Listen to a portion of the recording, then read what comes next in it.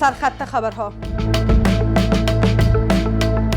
انتقاد تند مولانا فضل الرحمن از حکومت پاکستان. این روحانی برجسته پاکستانی گفته که حمله اسلام آباد به کابل توجیه پذیر نیست و امارت اسلامی خواهان روابط صادقانه با پاکستان است. برخی تصور میکنند اگر امارت اسلامی حاکم شود، پاکستان و افغانستان یکی خواهند شد. ادامه تلاش ها برای رساندن برق به ولسوالی های قشتیپه و درزاب ولایت جوزجان. امروز تفاهمنامه به ارزش 28.4 میلیون دلار آمریکایی برای برق رسانی به این ولسوالی ها به امضا رسید. دشتالوان تر ارغندی پور راځي کارونه 15% پرمختګ لري. تاکیدها بر با اهمیت بودن نقش پروژه ترانس افغان در گسترش تجارت و ترانزیت. رئیس جمهور قزاقستان اعلام کرد که راه آهن ترانس افغان شاهراه اتصال منطقه به جهان است. و حمله مرگبار بر یک موتر پلیس در پاکستان. رسانه‌های این کشور اعلام کردند که در این رویداد 5 تن کشته شدند.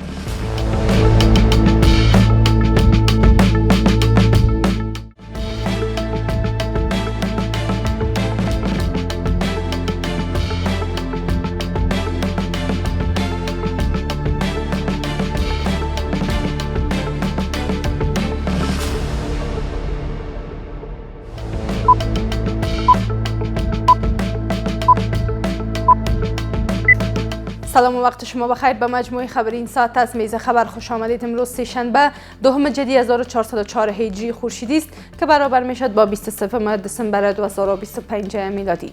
مشروع خبرها.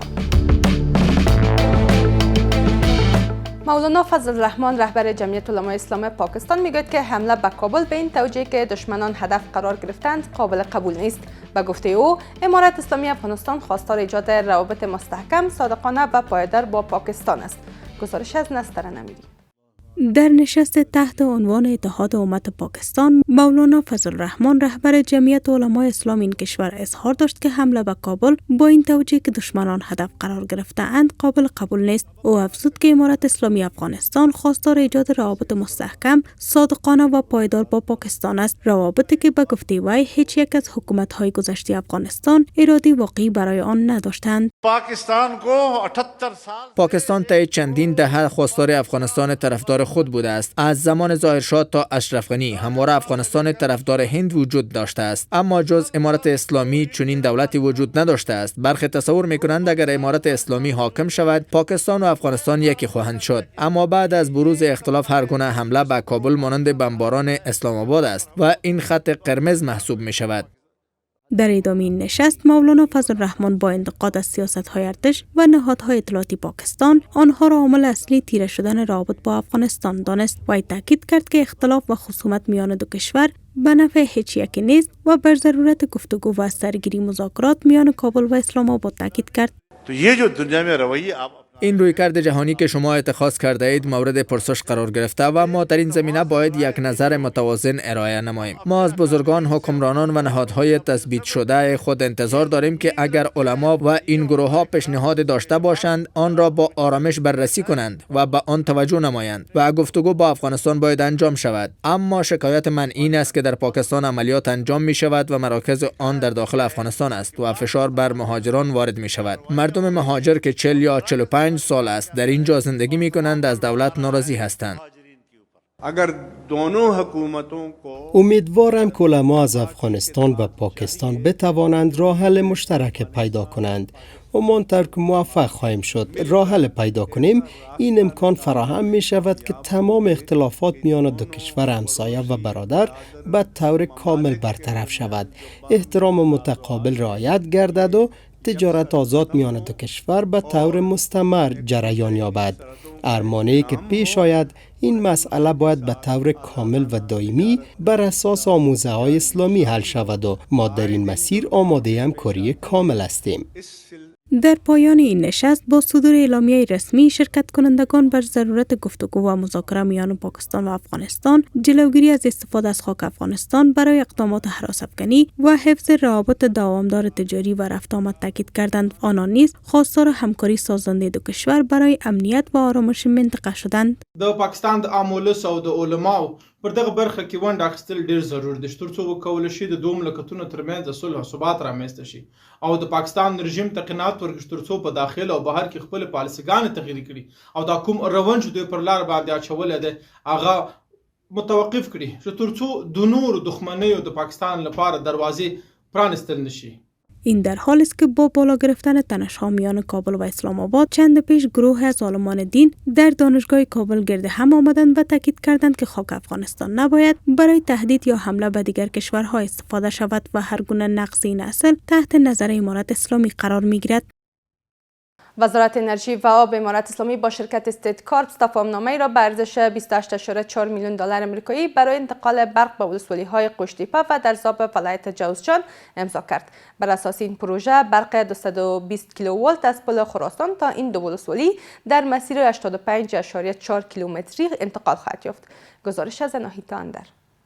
جریان امضای تفاهمنامه پروژه رساندن برق به ولسوالی‌های قشتیپه و درزاب ولایت جوزجان میان وزارت آب و انرژی و شرکت استیت کارپس به ارزش 28.4 میلیون دلار آمریکایی. در جریان امضای این تفاهمنامه رئیس عمومی انرژی تجدیدپذیر وزارت انرژی و آب با اشاره به اهمیت تطبیق این پروژه افزود که این پروژه از پل خراسان تا ولسوالی‌های درزاب و قشتیپه به درازای 85.4 کیلومتر 220 کیلوولت برق به هر دو ولسوالی انتقال خواهد یافت. جوزجان ولایت قشتیپه او درزاب ولسوالیو ته د برېښنا رسونې پروژه ده.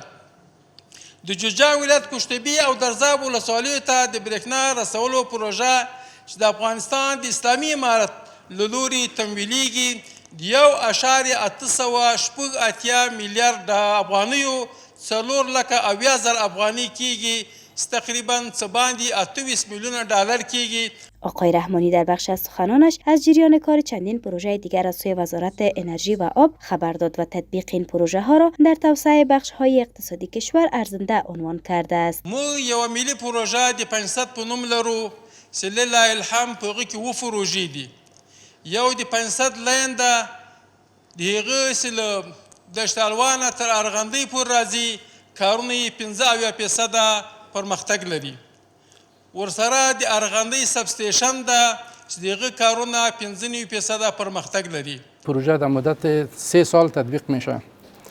اجزای اساسی که شامل از این پروژه است و انتقال لاین 220 کیلوولت است به طول 85 کیلومتر که از شبرغان به قشتیپه و بعد به درزاب انتقال میشه. این در حال است که افغانستان در حال حاضر در بخش‌های مختلف از جمله انرژی آبی، آفتابی و بادی ظرفیت‌های بالقوه برای تولید انرژی دارد. استفاده مؤثر از این منابع می‌تواند کشور را به سوی خودکفایی در بخش انرژی سوق دهد که به باور شمار آگاهان زمینه صادرات برق به کشورهای همسایه را نیز فراهم خواهد ساخت. رئیس جمهور قزاقستان با تاکید بر اهمیت پروژه راه آهن ترانس افغان میگوید که توسعه این مسیر یکی از مهمترین گزینه‌ها برای اتصال آسیای مرکزی به بازارهای جنوب آسیا، خاورمیانه و افریقا به شمار می‌رود. به گفته او این پروژه می‌تواند نقش کلیدی در گسترش تجارت و ترانزیت منطقه‌ای ایفا کند. باز هم گزارش از ناهید اندر. رئیس جمهور قزاقستان در نشست شورای عالی اقتصادی اوراسیا که در سن پترزبورگ برگزار شد با تاکید بر اهمیت پروژه راه آهن ترانس افغان گفته که توسعه این مسیر یکی از مهمترین گزینه‌ها برای اتصال آسیای مرکزی به بازارهای جنوب آسیا، خاورمیانه و افریقا به شمار می‌رود. او افزوده که این پروژه می‌تواند نقش کلیدی در گسترش تجارت و ترانزیت منطقه ایفا کند. به گفته وی برای عملی شدن این هدف افزایش ظرفیت خطوط آهن در کشورهای روسیه، قزاقستان، ترکمنستان، افغانستان و پاکستان ضروری است و بدون هماهنگی منطقه‌ای این مسیر به طور کامل فعال نخواهد شد. دولت او جامع ولس مونږ وخیو د غټو پروژو لپاره ډیره ښه ده چې په دې پروژو باندې کار وشي. لکه په بعضو پروژو باندې چې کار روان دی، دلته په ټاپي پروژه چې کار روان دی، همدا شی په اخواته قشتیپه باندې چې کار روان دی، او دا شی اوس په نورو غټو پروژې همدا شی پروژې چې عملي شي په افغانستان کې دا دواړه ښه کېږي. ورسره هم دولت ورسره ښه کېږي او هم ولس د غربت او د مشکلاتو نه ورسره ژغورل کېږي. شمار از آگاهان میگویند که افغانستان با در اختیار داشتن پروژه‌های بزرگ ترانزیت ترانزیتی مانند ترانس افغان می تواند به نقطه وصل میان آسیای میانه و جنوبی مبدل شود. به باور آنان این موقعیت نه تنها زمینه ساز همکاری منطقه‌ای و ثبات اقتصادی است، بلکه اعتبار افغانستان را در سطح سرمایه‌گذاری افزایش داده و اعتماد سرمایه‌گذاران داخلی و خارجی را جلب می کند. در صورت تطبیق پروژه میتونه افغانستان من حیث نقطه وصل آسیای میانه و آسیای جنوبی فعالیت بکنه و در کنار مزیت‌های مهم اقتصادی ای هم سبب میشه تا یک همکاری منطقه‌ای را ایجاد بکنه. که چیرې دا پروژه پلي سي دغه مشکلات به مو حل سي. دومره خبره دا ده د ترانزیت لاره به مو مسایل سي، منځنۍ اسیا به له سویلي اسیا سره ونښلول سي، همدارنګه به هغه مشکلات چې موږ نن په صادراتو وارداتو کې لرو هغه به حل سي. که د دې په حل کېدلو کې دا امکان شته چې افغانستان داخلي عواید به لوړېږي، داخلي تولیدات بیخي کېږي. این در حال است که کار اجرایی پروژه رای آهن ترانس افغان در داخل افغانستان به تاریخ 15 سپتامبر 2025 رسما آغاز شد، اقدامی که می تواند نقش افغانستان را در اتصال منطقه و توسعه ترانزیت برجسته تر سازد. و حالا هم چند رویداد خارجی. رسانه‌های پاکستانی گزارش دادند که 5 پلیس امروز پس از حمله به موتر حاملشان در منطقه گورگوری کرک در خیبر پختونخوا کشته شدند. شوکت خان سخنگوی پلیس منطقه گفته که یک گروه بزرگ پلیس در منطقه حضور دارند و عملیات بررسی در حال انجام است. وزارت امنیت داخلی امریکا اعلام کرد که تا پایان سال جاری میلادی برای هر یک از مهاجران بدون مدرک $3000 پول نقد می‌دهد تا هرچی زودتر ایالات متحده را ترک کنند. به گفته این وزارت این پول تحت عنوان کمک هزینه تحصیلات از طریق اپلیکیشن CBP هوم ارائه می شود.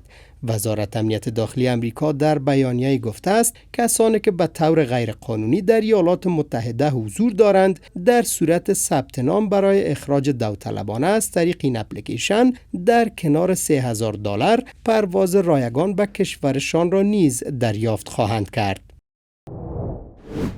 بر اساس گزارش رسانه‌های جهانی در پی سقوط یک هواپیمای متعلق به نیروی دریایی مکزیکو دست کم 5 تن کشته شدند و 1 تن دیگر ناپدید است. ABC نیوز امروز سه‌شنبه گزارش داده که این رویداد در ساحل گالاستون در تگزاس ایالات متحده آمریکا رخ داده است. بر اساس گزارش این هواپیمای کوچک 8 سرنشین داشته که 2 تن زنده ماندند و 1 تن دیگر ناپدید است.